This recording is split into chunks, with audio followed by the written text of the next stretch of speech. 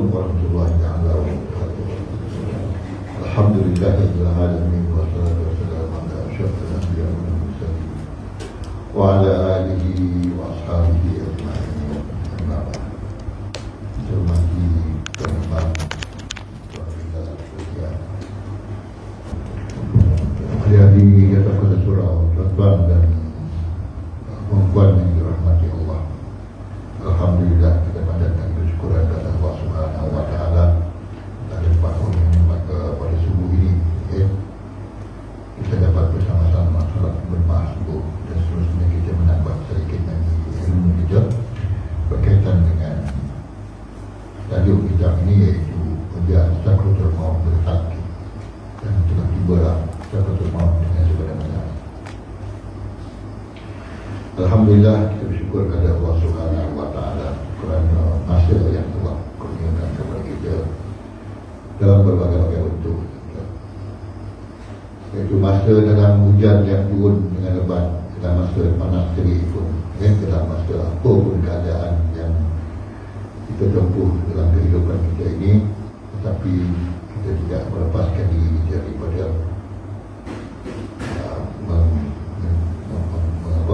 mensifatkan kita sebagai hamba Allah yang selalu mengamalkan ubudiyah, perhambaan kita kepada Allah Subhanahu wa taala.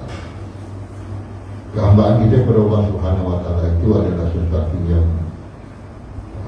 menunjukkan bahawa kita adalah makhluk Allah yang sentiasa dikurniakan nikmatnya, dan juga tidak semestinya nikmat itu Allah sentiasa berikan kepada kita selama-lamanya, tetapi sampai satu masa dan satu ketika dan nikmat itu akan diambil semula daripada kita, sama ada secara beransur-ansur ataupun secara sekaligus, iaitu kematian. Bila seseorang itu mati, semua nikmat yang ada pada dia semuanya ditarik balik. Dan selama ini dia menikmati semua segala-galanya itu dengan penuh kenikmatan, penuh kesyukuran, penuh kebahagiaan dan sebagainya.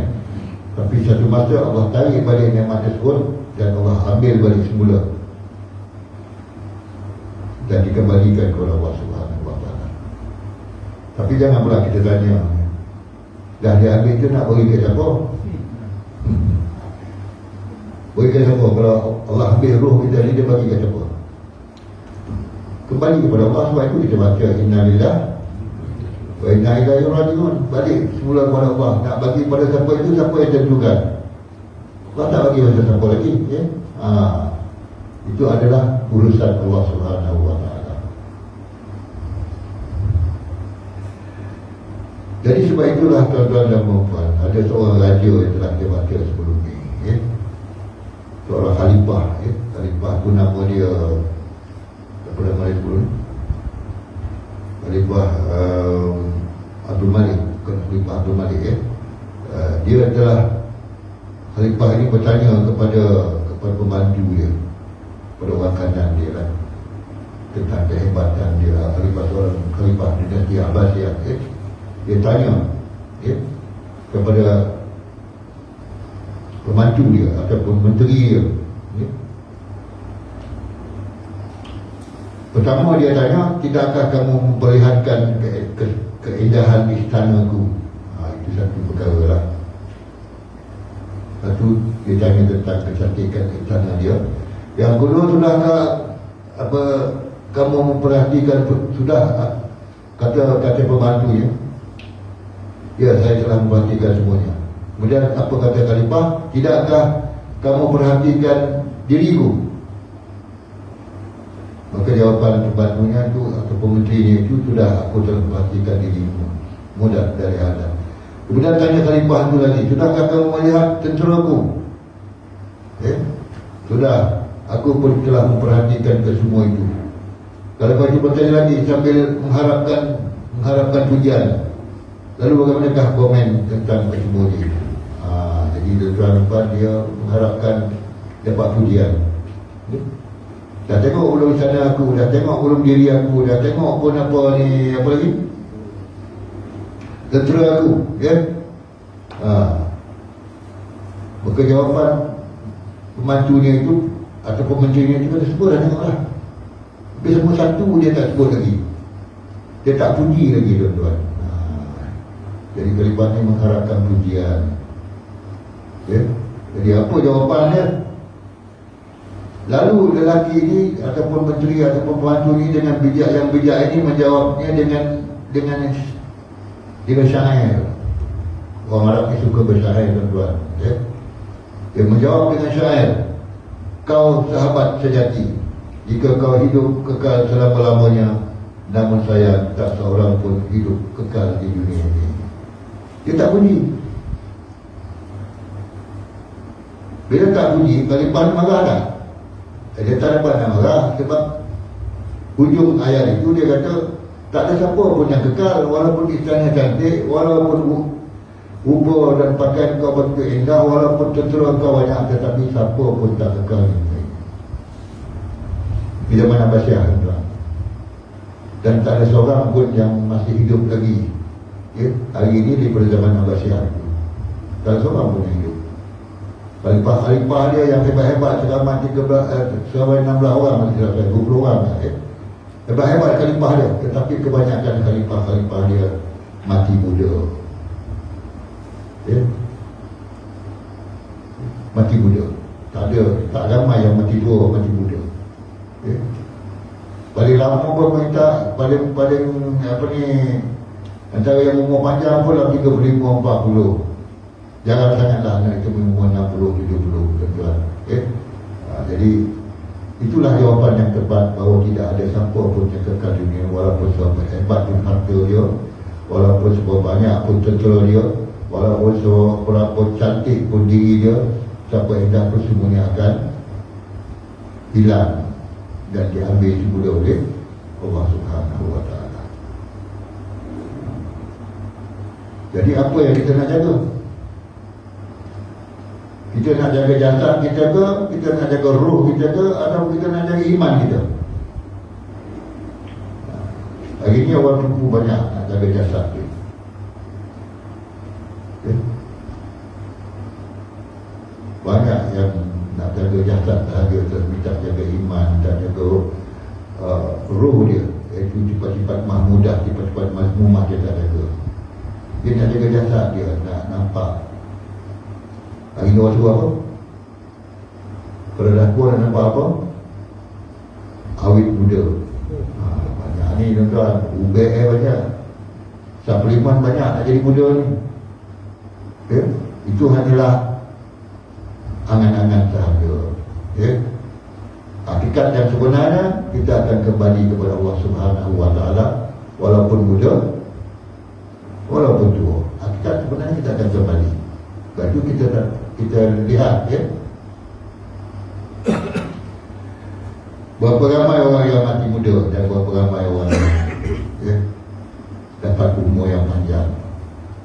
Tapi dalam perang dunia kedua, dalam perang dunia pertama, yang ramai mati adalah orang muda. Sebab orang muda lah yang masuk perang. Tentera yang muda-muda yang masuk perang. Ya. Dan bila saya teliti, ya, kematian tentera Amerika di Iraq, dalam perang Iraq, Amerika menjelang masuk Iraq tu, tentera Amerika ni yang mati dalam perang tu sampai 4,000 lebih, bukan 40,000 lebih, di bawah umur 30 tahun. Muda-muda. Allah hanya bagi sekejap saja dalam dunia ini, ya. Lepas tu pergi perang. Lepas tu kata apa, mati dalam usia belum lagi 30, 22, 21 tentera mereka ni mati, ya. Itu tentera mereka lah. Itu tentera yang lain tu, tentera daripada Iraq pun ramai yang mati. Sebab tentera semuanya orang muda-muda, ya. Jadi dalam perang-perang pun yang ramai yang mati adalah orang muda, ya. Alhamdulillah kita ni dah sampai pada usia yang ada yang lebih tua daripada usia Rasulullah SAW. Syukur pada Allah, ya, Tuhan panjangkan umur kita.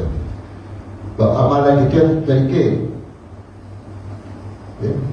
40 rakaat kita sembahyang sama dengan 1 rakaat Rasulullah sembahyang. Jadi umur kita berapa tahun? Rasulullah umur 63 tahun dah cukup, dah banyak amalan dia. Jihad dia banyak, peperangan yang perjuangan yang ditempuhnya adalah semuanya perjuangan-perjuangan yang mendatangkan, yang menjadikan ibadah kepada baginda. Sebab itu kalau kita nak banyak pahala dalam hidup ini, niatkanlah segala-gala yang kita nak buat yang baik-baik itu ibadah, dan jauhkanlah perkara-perkara yang boleh menyebabkan kita mendapat dosa dalam amalan kita. Jauhkan perkara-perkara tersebut, tuan-tuan dan puan. Dalam satu firman Allah Subhanahu wa taala surah Ibrahim ayat 45-46, Allah Subhanahu wa taala mencela orang-orang yang terpedaya oleh harta dan kedudukannya. Apa yang mencela? Allah Subhanahu wa taala mencela, apa ni, cela ni artinya, kalau bahasa hari ni, mengkondem lah, Allah kondemkan ataupun cela orang-orang yang terpedaya dengan harta dan kebendaannya, kedudukannya. Wa zakartum fi maskanil ladzina zalamu anfusahum wa tabayyana lakum kaifa fa'alna bihim wa darabna lakumul amsal wa qad makarahum 'inda Allahi makruh wa in kanat makruhum bitadula minhul jibal, wa in kana makruhum bitadula minhul jibal. Dan kamu telah berdiam di tempat-tempat kediaman orang-orang yang menganiaya diri mereka sendiri, dan telah nyata bagi kamu dirimu bagaimana kami telah berbuat terhadap mereka, dan telah kami berikan kepadamu beberapa perumpamaan, dan sesungguhnya mereka telah membuat kepadanya yang besar, padahal di sisi Allah Subhanahu wa taala balasan yang balasan tipu daya mereka itu, dan sesungguhnya tipu daya mereka itu amat besar sehingga gunung-gunung dapat lenyap kerananya. Allah sebutkan dalam ayat ini bahawa setengah-setengah manusia itu duduk di sebuah tempat yang boleh dikatakan menzalimi diri dia sendiri. Kadang-kadang kita buat sesuatu, kita rasakan itu satu kebahagiaan, satu kejayaan, satu pencapaian, tetapi ada ciri-ciri di mana kita zalim pada diri kita sendiri. Maksudnya di sini, tuan-tuan dan puan, kalau kita melakukan perkara-perkara yang berkaitan dengan duniawi ini, dan mencapai kejayaan, mencapai kesimpulangan, jangan lupa kita lupakan kewajipan kita kepada Allah Subhanahu wa taala. Jangan sampai kita lalai, kita tidak menunaikan perkara-perkara yang diwajibkan oleh Allah Subhanahu wa taala. Ada 5 perkara ataupun ada 4 perkara, iaitu sembahyang, puasa, haji, dan apa lagi? Zakat. Ini yang perlu ditunaikan. Walaupun kita mencapai kekayaan sebanyak mana pun, walaupun kita berjaya dalam berbagai-bagai bidang apa pun, tapi 4 perkara ini, selain kita mengucap 2 kalimah syahadat, 4 perkara ini, sembahyang, puasa, haji dan zakat ini hendaklah dilaksanakan, walaupun dalam mana kesukaran pun, tuan-tuan dan puan. Sebab itu bila kita berhadapan dengan bencana yang seperti ini, seperti banjir yang sedang melanda negara kita, 2-3 hari lepas, dan sekarang kita dalam keadaan kita berhadapan dengan banjir ini, tuan-tuan.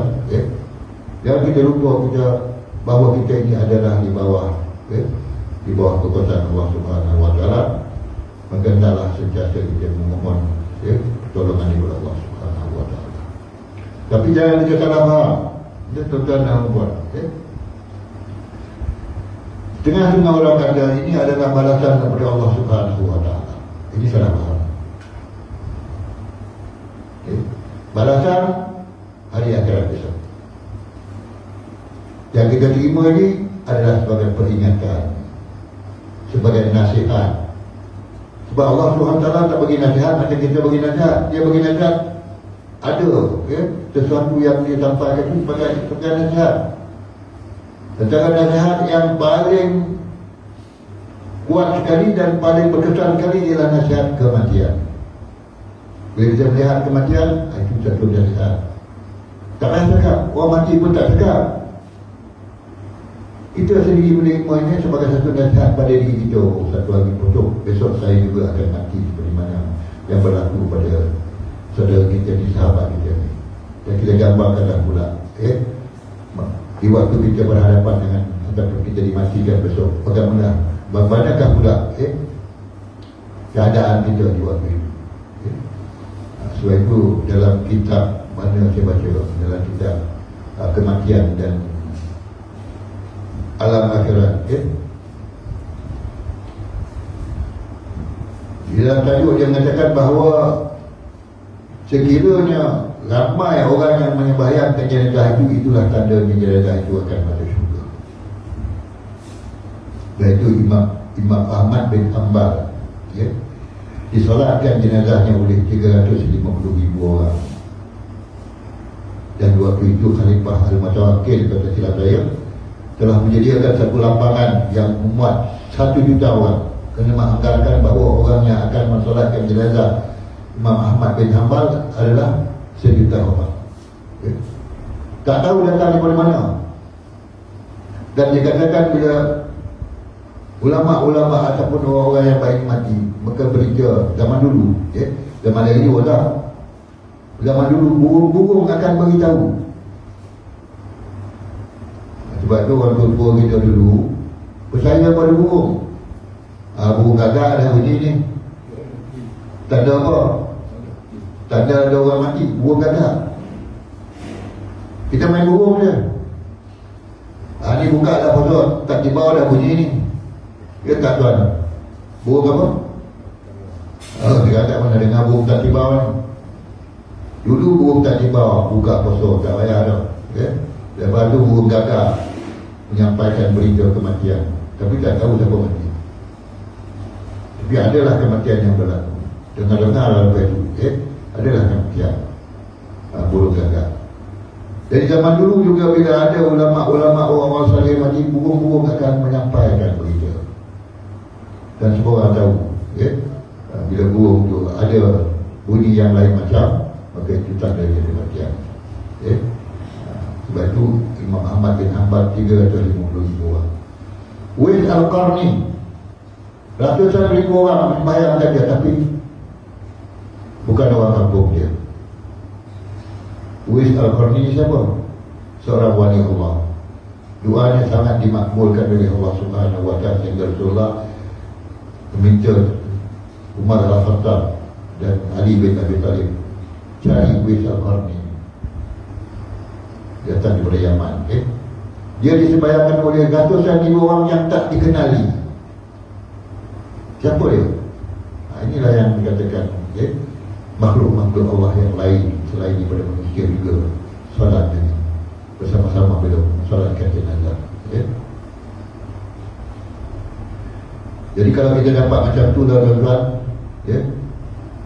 maknanya bila kita meninggal dunia disolatkan oleh beribu-ribu orang, itulah tanda baik untuk kita, iaitu tanda ahli syurga. Tanda lah, belum tentu lagi, tapi tanda sebagai ahli syurga. Dah ada tanda lah. Ramai orang yang mensolatkan jenazah kita. Adi bin Zaid, seorang penyair jahiliah, pernah bermusafir bersama Raja An-Nu'man bin Ali bin Al-Munzir sebelum kedatangan Islam. Ini zaman jahiliah lah, Zaman jahiliah ni orang zaman jahiliah, orang yang paling masyhur dan paling terkenal dia penyair-penyair dia. Kita ni macam nak balik zaman jahiliah lah tuan-tuan. Sebab apa? Yang masyhur itu penyanyi-penyanyi, pelakon-pelakon, orang yang pandai menghiburkan orang. Sama macam zaman jahiliah dulu. Penyair-penyair adalah orang yang masyhur. Masa saya mengajar bahasa Arab di Ma'had Ahmadi Kementerian, saya baca An-Nususul Arabiyah, iaitu nas-nas ataupun syair-syair Arab, iaitu bahasa-bahasa Arab, syair-syair klasik dia.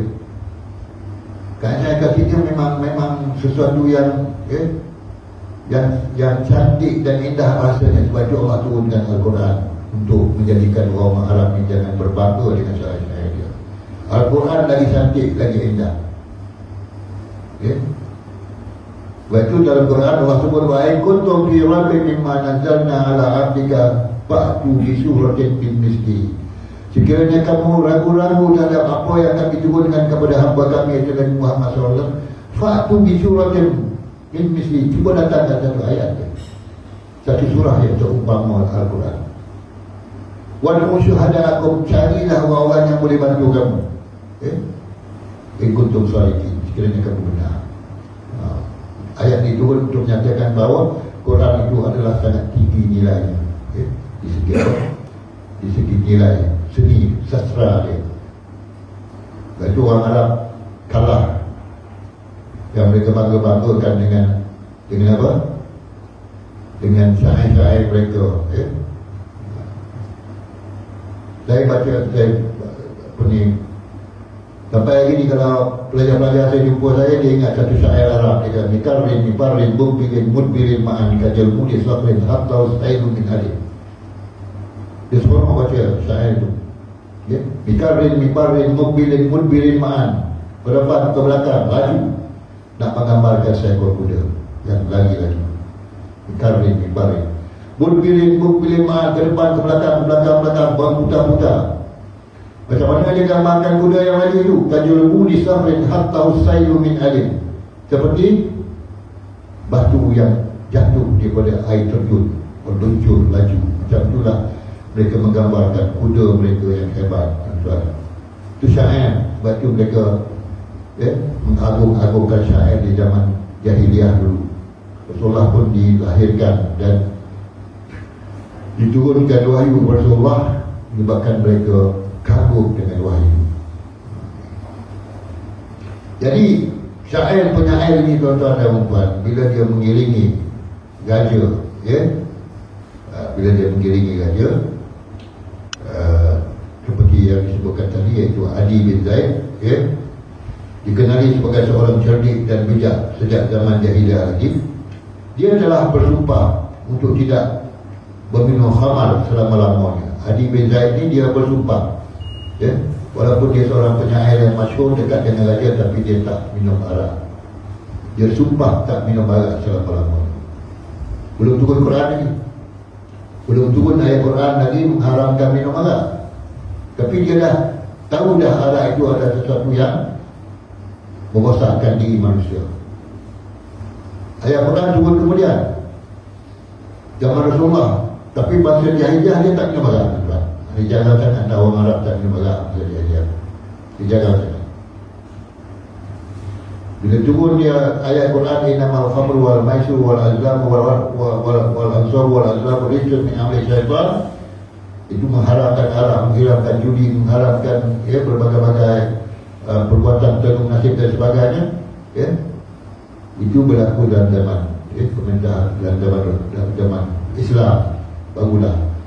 Yang sahabat-sahabat dulu tuan-tuan memang minum arak. Sahabat-sahabat Rasulullah sebelum Islam mereka memang minum arak. Cuma Rasulullah sahaja yang tak minum arak. Ini kita kena tahu, kita kena tahu bahawa Rasulullah tak terpengaruh dengan perbuatan minum arak ni. Sebab itu Rasulullah dijaga. Sebelum dilantik jadi rasul juga, Rasulullah sudah pun maksum yang dijaga supaya tidak melakukan berbagai tindakan dosa. Jadi macam mana kita nak jaga diri kita supaya dapat menghindarkan perbuatan tindakan dosa ini. Rasulullah dijaga oleh Allah Subhanahu Wa Taala. Kita dijaga oleh sunnah Rasulullah dan juga Al-Quran. Kita dijaga dengan ayat Quran Rasulullah untuk jaga diri kita. Baik itu ada haram mubayyinun wal halalu bayyinun wa bainahuma mutasyabihatun. Itu adalah perkara-perkara yang disebutkan oleh Rasulullah SAW, perkara-perkara yang haram jelas dan haram ataupun yang halal jelas. Dan di antara haram dan halal itu ada perkara yang mutasyabihat, ada perkara yang sama-sama yang perlu kita jauhi supaya kita menjadi seorang yang warak dalam kehidupan kita. Jadi Adi bin Zaid ini dia bersumpah dia tak minum arak selama-lamanya. Tak kala dia duduk bersama Raja Nu'man bin Munzir di bawah naungan pokok, Raja Nu'man terus meminum khamar. Raja minum arak, tetapi pengiringnya seorang penyair dan bijak tak minum arak, bersumpah pula tak nak minum arak. Jadi macam mana dia nak menasihati raja itu? Adi berkata kepadanya, bolehkah aku mengatakan sesuatu kepadamu wahai raja, dan aku harap kamu tidak marah dengan apa yang aku katakan ini.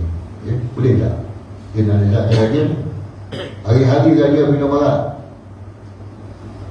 depan mata dia. Nu'man bin Munzir menjawab, silakan, katakanlah apa yang kamu nak katakan, kata raja Nu'man bin Munzir. Ali bin Zaid berkata, tahukah kamu apa yang dikatakan oleh pokok yang terletak bersebelahan dengan raja ini? Apa yang pokok kata sebelah kamu wahai raja? Jelaslah, memang pokok tidak dapat bercakap, namun Ali ingin memberi nasihat kepada raja tersebut. Jadi Ali ini tak nak bercakap lah. Dia kata, tahu tak apa pokok sebelah tu cakap tentang kamu? Macam kita lah, kita buat sesuatu yang tak baik, jadi kita nasihat seseorang tu, kita kata apa kata kita? Apa orang lain kata? Itu yang berlaku sekarang. Apa orang lain kata? Padahal kita yang nak cakap apa orang lain kata. Nu'man boleh menjawab, aku tidak tahu apakah yang dikatakan oleh pokok ini. Ali bin Zaid berkata, betapa ramai orang yang berdiam di sekitarku. Air bersih mereka campur dengan khamar. Bertahun-tahun mereka menikmatinya, namun kini mereka tidak mungkin. Namun kini mereka telah menjadi bangkai. Itu cakapan. Dia nak kata pokok tu cakap macam tu lah. Dia selalu lihat orang minum buah pokok tu. Berpuluh-puluh tahun orang tinggal minum arak, orang tinggal minum arak, orang tinggal minum arak. Bukan orang yang sama, orang yang tak sama. Yang sama dah habis dah. Orang yang dah sama dulu, dia tak datang dah banyak yang mati. Dan semua yang mengamalkan minuman ini semuanya dah jadi bangkai. Menggeletar kat raja tu dengar, dia pun akan jadi bangkai juga.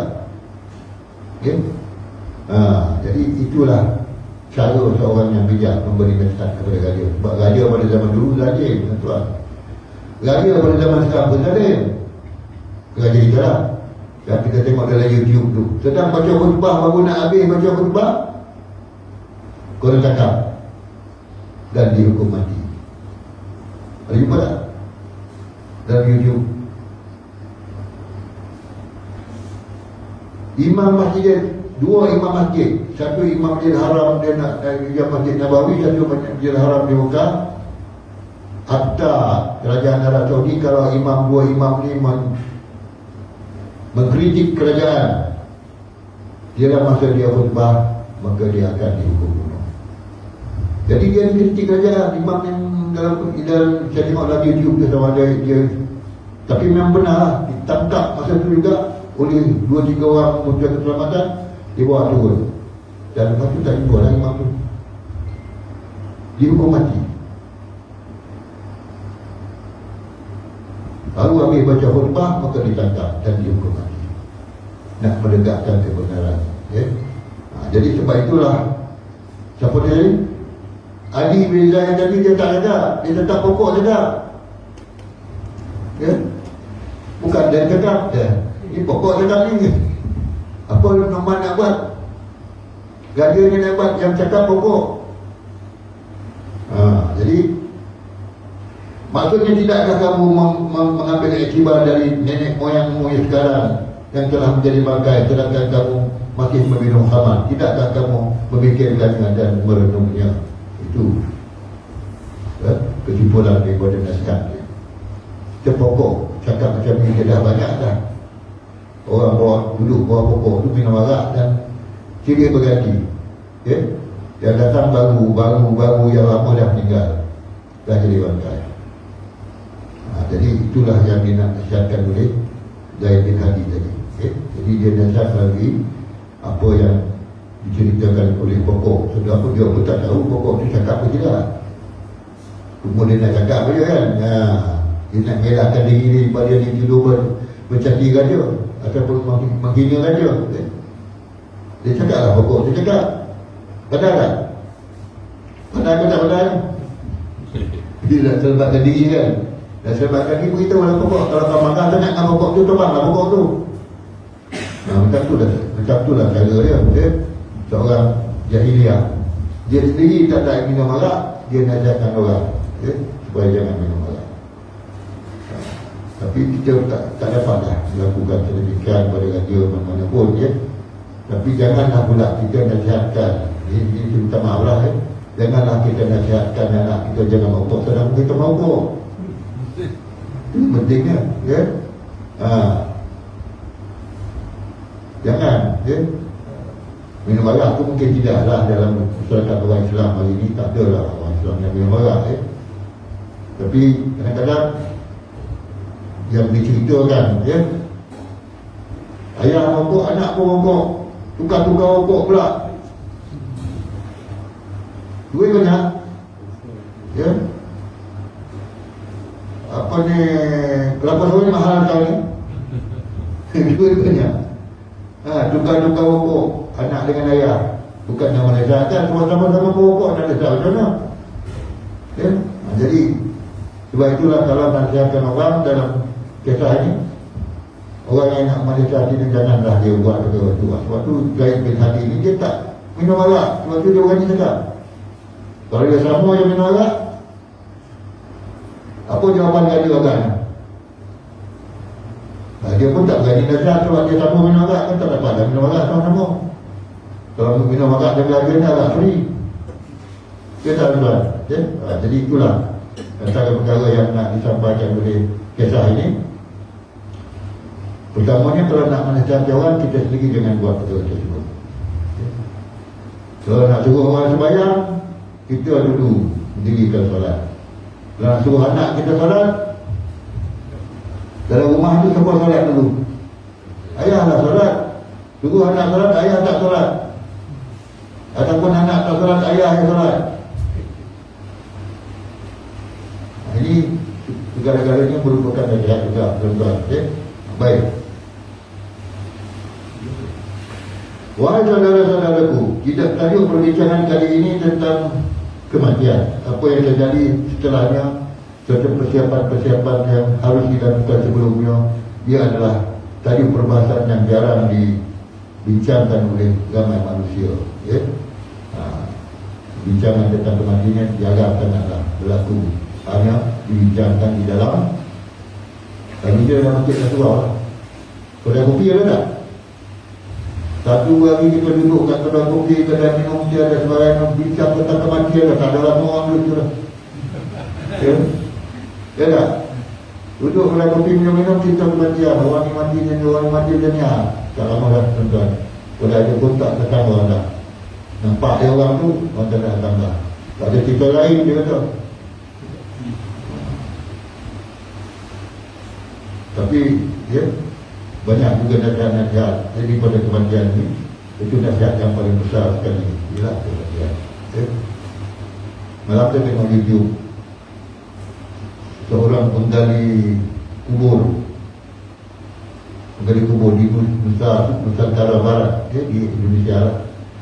Gali-gali kubur, baru 2 meter masuk, 2 kaki ke 2 meter, jumpa harta karun kepunyaan gajah-gajah dulu. Dia 3 orang dapat harta karun di Nusantara Barat, di Indonesia lah, di Pulau Lombok, dia banyak kan. Dekat situ lah. Jadi kalau nampak orang jadi dah buku Mah lama. Jadi tunjuk gambar siap. Cincin dia bagilah 3. Dan dapat cincin, yang dapat gelang, yang dapat ini. Tak tahu besok semua orang nak buat kerja apa. Menggali kubur dapat emas. Itu nasib tuan-tuan. Kalau Tuhan nak bagi rezeki, Tak gali kubur pun dapat emas. Tu dah gali kubur tu kalau kira lah dapat emas, ya. Orang lain bertahun-tahun gali kubur tak dapat emas, ya. Tapi bagi dia kata dia dapat emas, ya. Yang mahal, emas yang lama-lama ni, tuan-tuan, ya. Jadi apa sebab orang tak mahu membincangkan kematian ini di tempat-tempat lain selain di masjid dan surau, tuan-tuan? Sebab mereka takut baik saja mendengar kematian, oleh itu lebih baik mereka menjauhkan diri daripada membincangkannya. Ini perasaan takut pada kematian. Mohon takut, ya? Hanya satu angkatan tentera yang tak takut mati.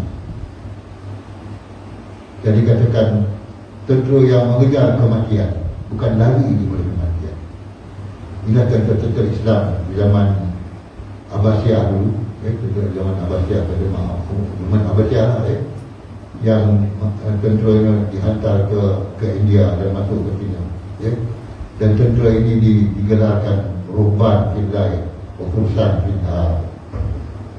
Apa makna Ruhban Fillah? Tentera ini, tentera Islam ni Ruhban Fillah.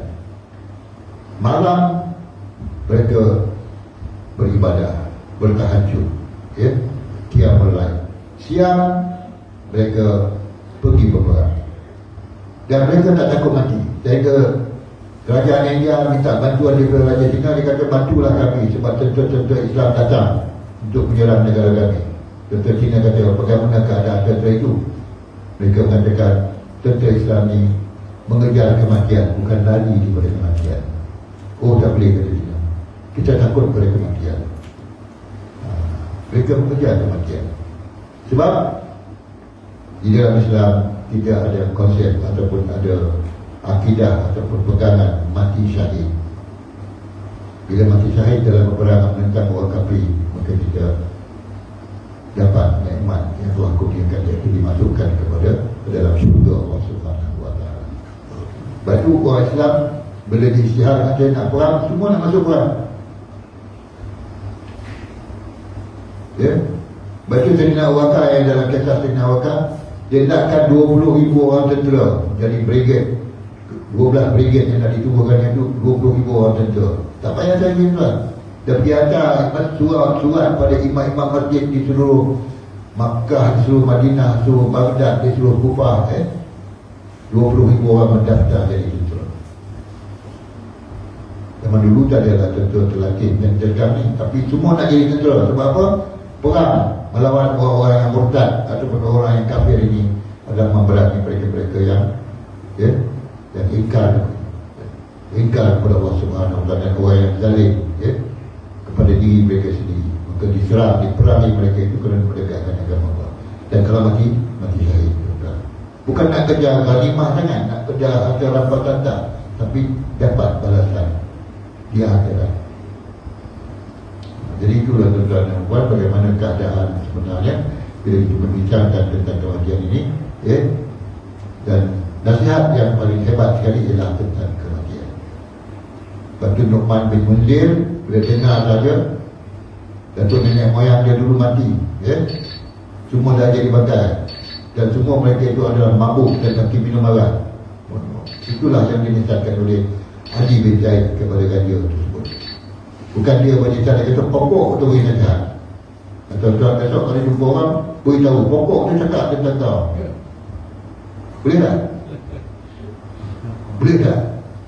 Boleh kan? Pokok bercakap tentang kita, haiwan-haiwan kita jadi saksi pada kita, semut-semut yang ada di rumah kita pun jadi saksi kepada kita tentang amalan kita, haiwan-haiwan yang kita pelihara semua jadi saksi kepada kita. Dia tak bercakap, tapi saksi. Bila dia bercakap, dia akan besok. Hari ini semua tak bercakap. Tangan kita tak bercakap, telinga kita tak bercakap, mata kita tak bercakap, kulit-kulit kaki kita semua tak bercakap. Yang cakap mulut dia, hebatnya. Betul dia akan besok. Semuanya itu akan bercakap tentang kita. Mana nak lari? Kalau lutut menjadi saksi, bukan bersaksikan lutut, bersaksikan lutut itu di dunia. Tapi lutut jadi saksi besok apa kita buat. Pernah tak sujud kita ini diletakkan di tempat di sajadah untuk sujud kepada Allah Subhanahu Wa Taala? Itu juga jadi tak pernah pun duduk kita gunakan untuk bersujud, dudukkan diri kita untuk bersujud kepada Allah Subhanahu Wa Taala, tak pernah. Lutut akan beritahu. Dia tak main kerana kaki kita akan beritahu. Ya, tangan kita akan beritahu. Pernah tak tangan kita mengambil wuduk? Ini tuan-tuan. Ya. Jadi apa yang kita lakukan di dunia ini semuanya akan disaksikan oleh makhluk-makhluk lain di dunia ini, walaupun mereka tak bercakap. Kita duduk dekat kapet ni pun, kapet ni disaksi. Disaksi kepada kita. Berapa lama duduk atas kapet ni, daripada pukul berapa tadi. Itu disaksi. Dan kalau besok semua jadi saksi kepada kita terhadap apa amalan kita yang baik dan amalan kita yang tidak baik. Semua yang ada di sekeliling kita ni jadi saksi kepada kita. Dan saksi-saksi yang ada di jasad kita inilah yang paling benar sekali. Okay? Jadi saya kata lagi tuan-tuan dan puan-puan, mudah-mudahan apa yang kita dapat bincangkan berbagi ini merupakan sesuatu yang dapat mengingatkan kita kepada kehidupan, hakikat kehidupan kita yang sebenar. Apakah hakikat kehidupan kita? Nak cari kesenangan memang adalah, tapi di dalam kesenangan itu ada hak orang lain. Dalam harta kita yang banyak, dalam duit kita yang banyak, dalam emas kita yang banyak, ada hak orang lain, iaitu zakat. Zakat itu adalah hak orang. Kalau kita makan zakat itu, ataupun kita gunakan harta kita tanpa mengeluarkan zakat, seolah-olah kita mengambil hak orang lain. Kita dulu, mudah-mudahan Allah SWT berkati kehidupan kita dan menjaga taufik dan hidayah kepada kita semua, insyaAllah. Bismillahirrahmanirrahim. Alhamdulillah rabbil alamin, wassalatu wassalamu ala asyrafil anbiya'i wal mursalin wa ala alihi wa sahbihi ajma'in. Allahumma tubna ya rabbi wa man nabiyyi hibdal mursalin walham malaikatil muqarrabin fi ardi ya arhamar rahimin. Rabbana atina min ladunka rahmah wa hayyi lana min amrina rashada. Rabbana atina fid dunya hasanah wa fil akhirati hasanah wa qina adzabannar. Wa sallallahu ala sayyidina Muhammadin wa ala alihi wa sahbihi ajma'in. Subhana rabbika rabbil izzati amma yasifun wa salamun alal mursalin walhamdulillah. Assalamualaikum warahmatullahi wabarakatuh.